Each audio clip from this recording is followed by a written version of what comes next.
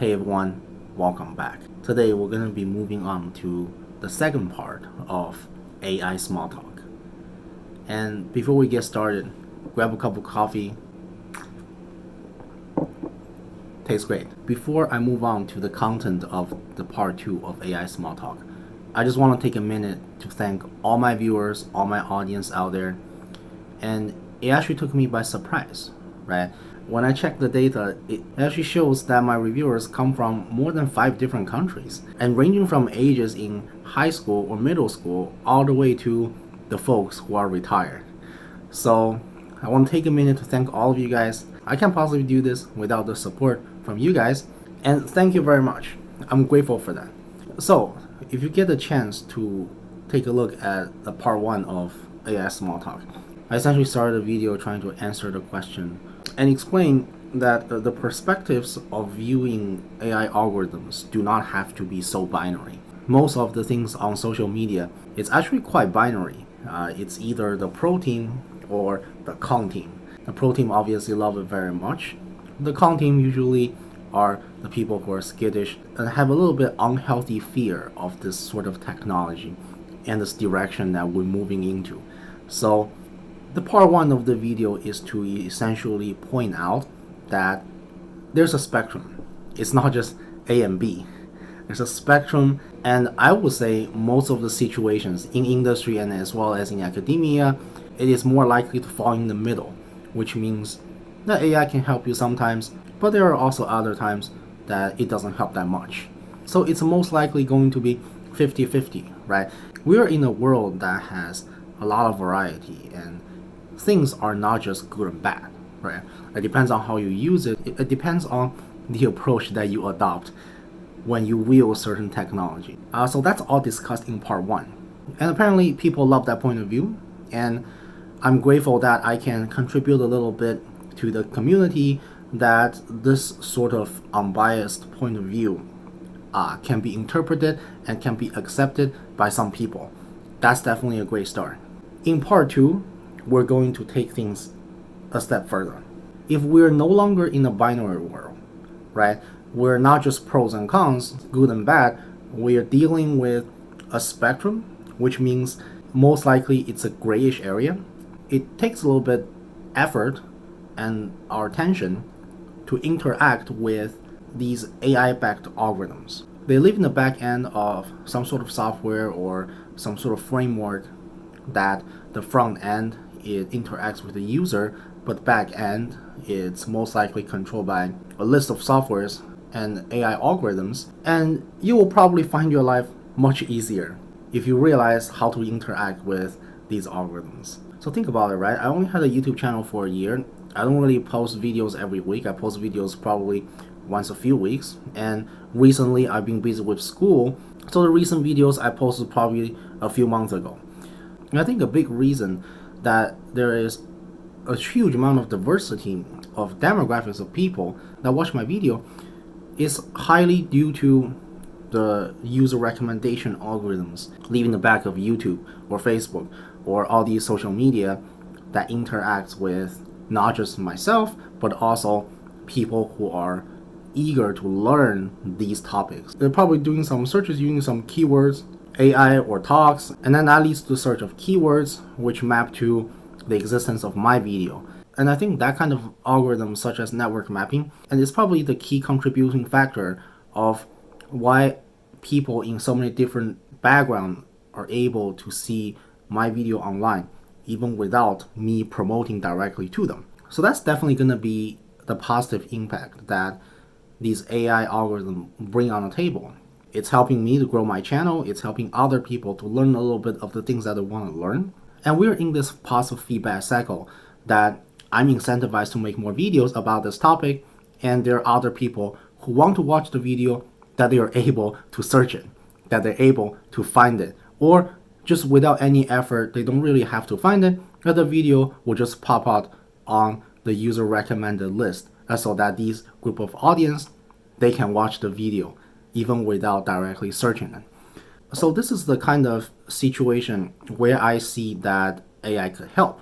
Now conversely, this entire chain of reaction, of interaction, can also turn into a negative feedback cycle, right? Say I have some anxiety about some social media content and I can't really control myself and I click on them, and that click based action is recorded as a data which process into the algorithm, and the algorithm will think that this is something that you want to watch, even though you're not really searching it on purpose. You just happen to see it and you can't really control yourself. So that motive won't be completely understood by AI, right?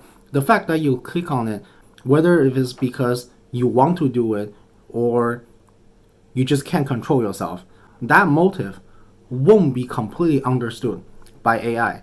So in other words, AI take your action as it is, right? If you have an action to click on something, the AI will take that as a data, and the next time that it has similar content, it will just bring up the content up.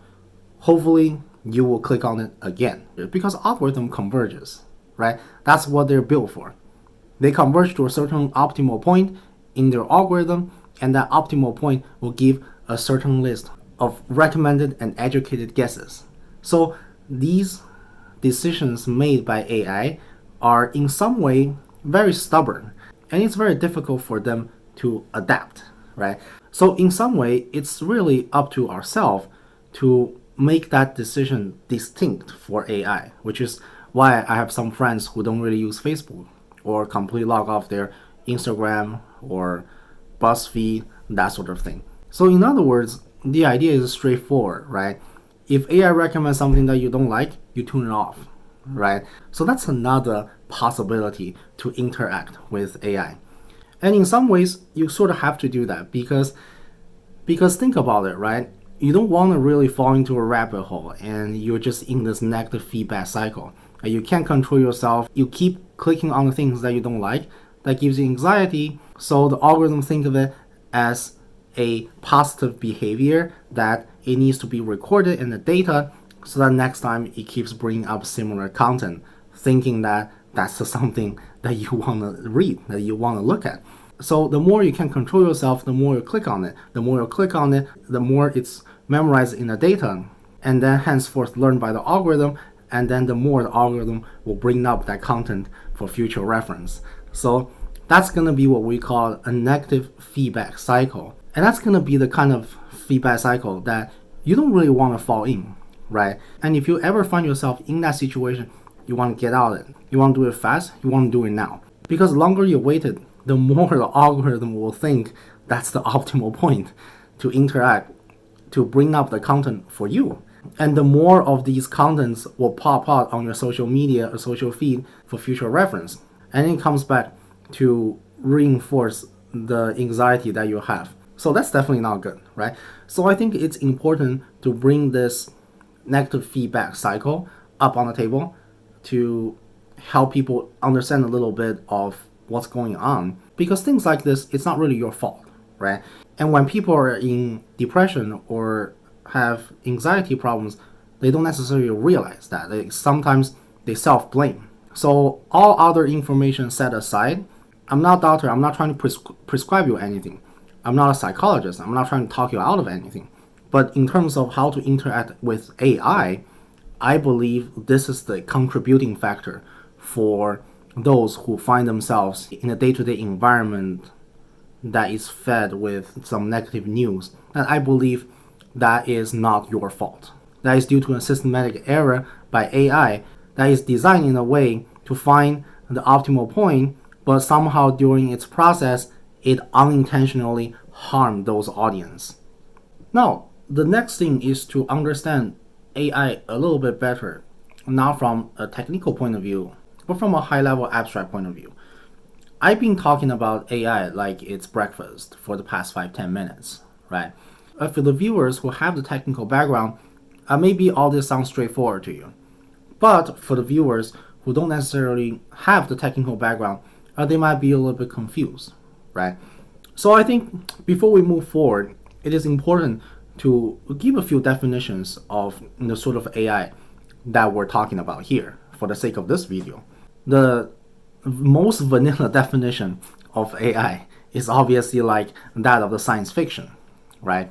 Skynet from Terminator, Jarvis from Iron Man. So these science fiction level supercomputer can of course be called AI, right? For the sake of this video, that's not what we're talking about. In terms of machine learning, in terms of data science, in terms of computer vision community, these are the demographics of researchers that are handling what I call the real AI. And I think it's important to understand a little bit what's going on, right? End of the day, you might just call all of them AI, right? A black box algorithm, right? There's something going in, there's something coming out, right? The things going in likely is some sort of data, right? It could be a list of information, it could be human behavior, it could be fake data that's specifically built to help us discover some underlying pattern. That could be possible. But most likely you want to be real data, you want to be big data, and you want the data to be as unbiased as possible. But that's of course a pipe dream, right? It's not likely that all data will be unbiased. If I had to guess, I'd probably guess the other way. And most data will probably have a more or less some sort of human bias behind it.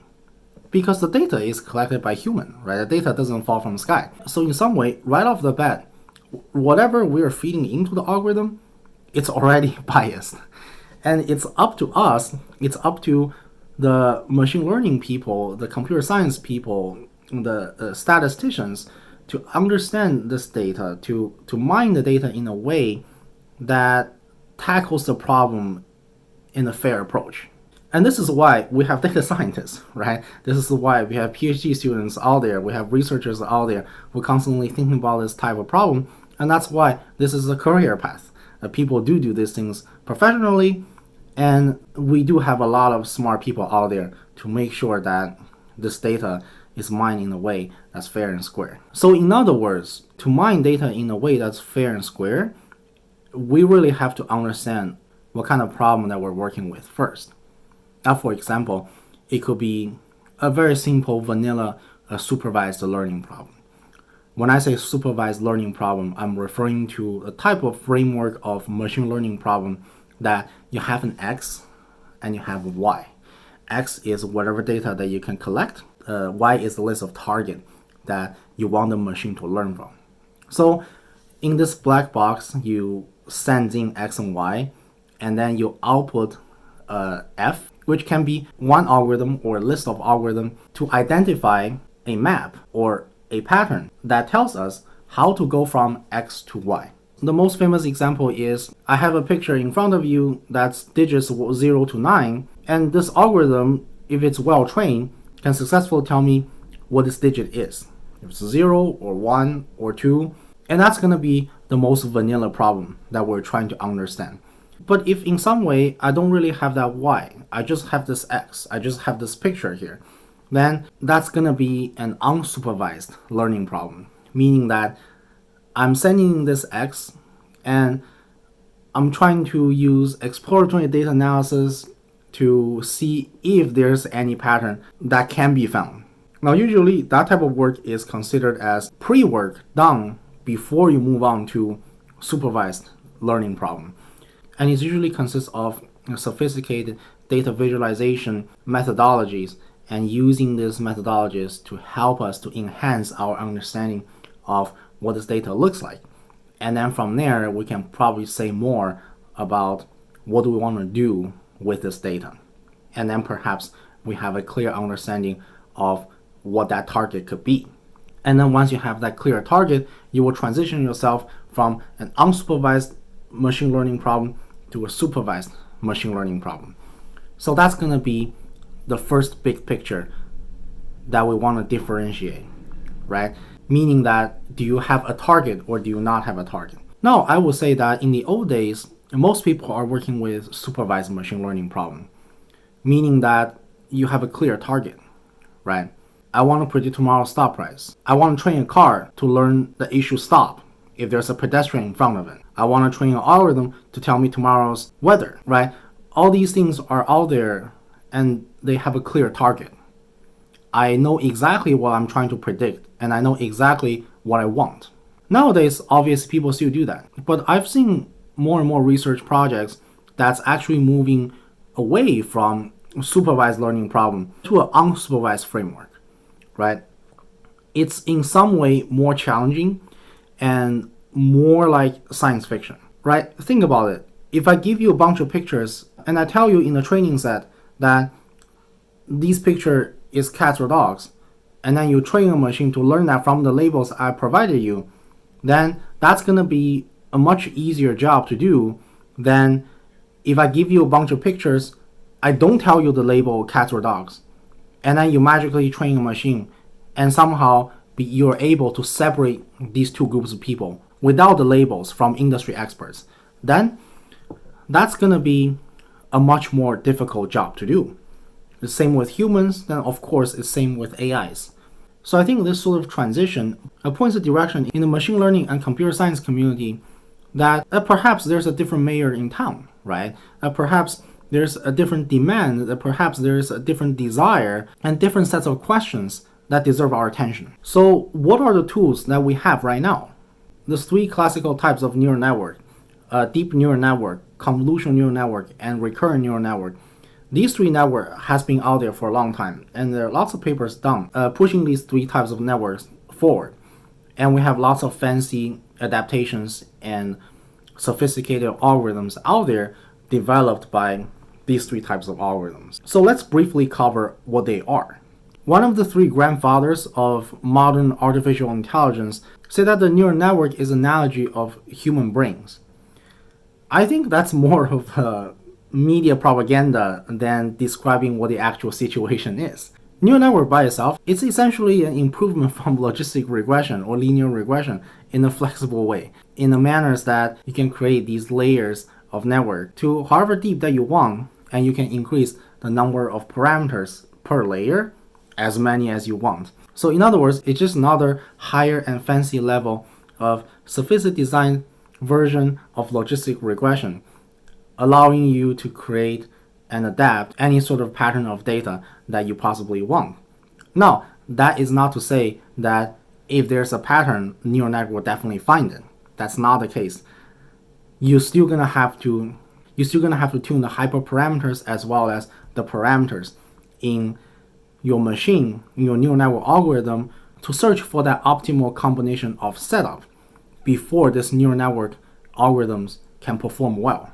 So whatever goes into the algorithm is a set of x and y, and the neural network has certain loss functions defined to measure the error, the mistakes on a certain set of parameters of x and combine together to search for an educated guess of y. And as you can imagine, since they're educated guesses, they're not likely to be 100% correct, right? And that's what the loss function is doing.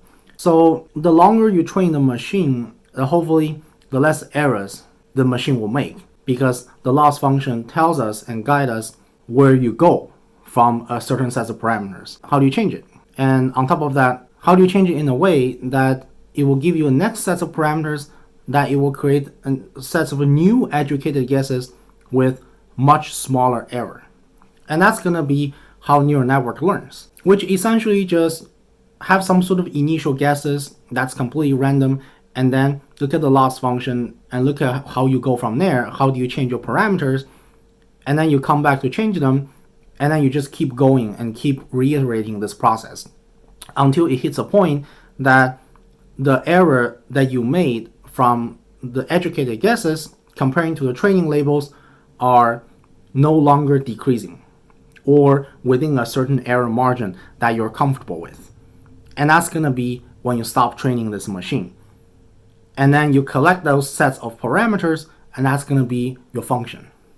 And the function tells you what you should do if you're given a set of x, and then from the parameters in x, it will pop out some educated guesses of your y.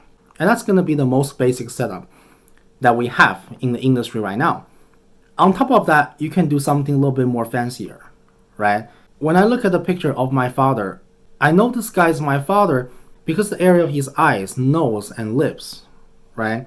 I'm not looking at the picture and say, this guy is my father because a dot on his face is yellow, right?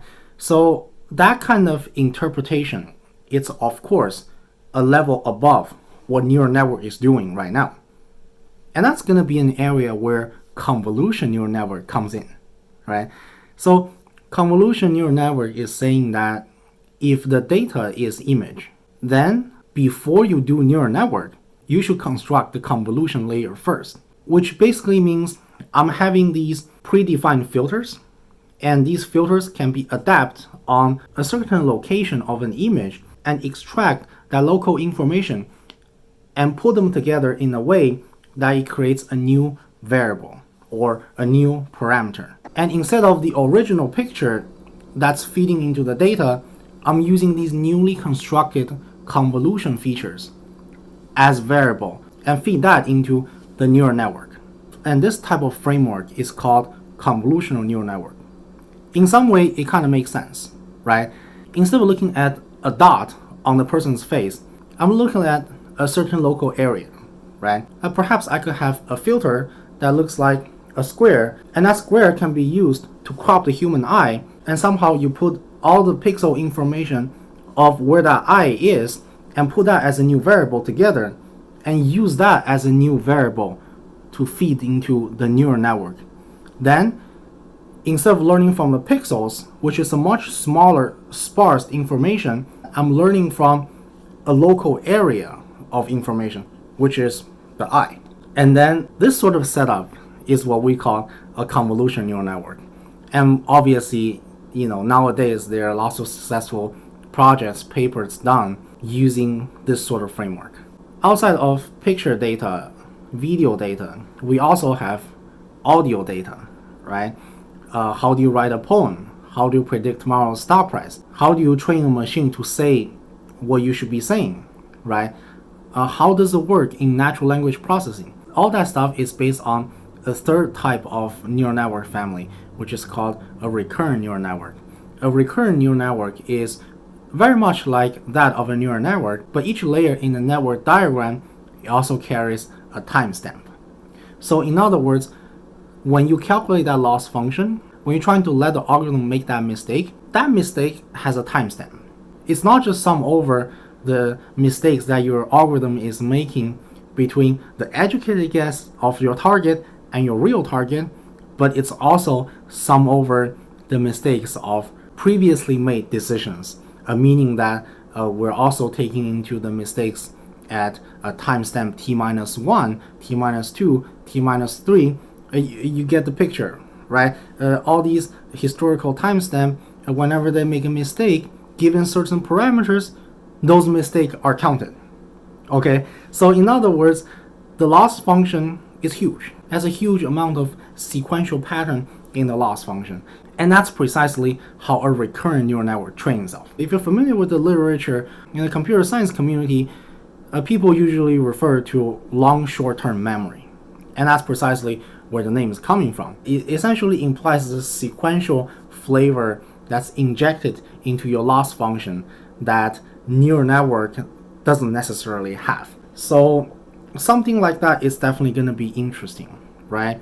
Because you think about it, right? If I'm in a gaming environment, or if I want to create an agent that somehow learns a certain task or learns a certain behavior under a set of policy of rewards and punishment, then when this agent is making mistakes, I don't want to just record the mistakes at this time. I want to know precisely what are the previous mistakes made that leads to the current mistake. In other words, the mistake has a timestamp, and these timestamps are data. Those are important, right? Another example is the following, right? Just yesterday, somebody asked me a question about autonomous trading or algorithmic trading. In some way, the question is asking about reinforcement learning and exactly how you define an agent such that it understands the price comes down, you buy, and price goes up, you sell, and that difference is going to be the profit. And then obviously, you want the difference to be as much as possible, and then therefore you make as much money as possible. Those types of algorithms are most likely going to be seen in a reinforcement learning setup, which means you have an agent, and the agent has certain behavior. Under certain environment, these behaviors has certain consequences. It could be reward, it could also be a punishment. Assuming your policy is binary. Now, of course, you can be a little bit fancy, right? It's not like every action in stock market will lead to a loss or making money, right? It really depends. And more importantly, it's how you consistently behave, how you sequentially behave, step at a time, that leads to a certain consequence that matters. It's not just I did something at this particular time and therefore that's a mistake and then I'm just going to try to learn from that, right? That's not really the case. So there's this famous paper called Deep Q Learning. It's essentially published like 10-20 years ago about using this type of neural network framework and train an agent to learn the old arcade Atari games, right? The famous game could be ice hockey or the Pacman, right? All these old arcade games, they are very well defined. There are certain behaviors that the player can choose, and these behaviors lead to certain consequences, which can be good or bad, right? If you're playing the game Pacman, your behavior is that you can go up, down, left, right, or you choose to do nothing, then that face will just keep going on one direction. And this behavior leads to consequences. The consequences is either you eat something nice, like a cherry or some other fruit, then you gain some points in your game, or you met one of those monsters and you didn't get out of his way and you die. So those policies are clearly defined in a gaming environment, and they can be recoded as data, and then these data can be fed into neural network or convolutional neural network or recurrent neural network, and then we can use neural network and its loss function to search for a certain parameter, a certain setup of behavior that gives you the best reward or as high of a reward as possible. And that's essentially the foundation of how AI beat the world-class chess players, or how AI beat humans in a DARPA dogfight, or how a robot knows to do a flip from General Dynamics. So those things can be all created. And we have big data, we have supercomputers, we have parallel computing, right? We have all these fancy technologies in the hardware to allow us to create the software that we wanted and we desire, and those things get to put together to become the product that we see today. So let's wrap this talk up. I hope you enjoy it. I hope it's a good amount of information packed together in a small episode, and I hope that this video can serve as both entertainment and education purpose for you in this holiday time. So enjoy this weekend, spend some time with your family, and I'll see you in the next episode.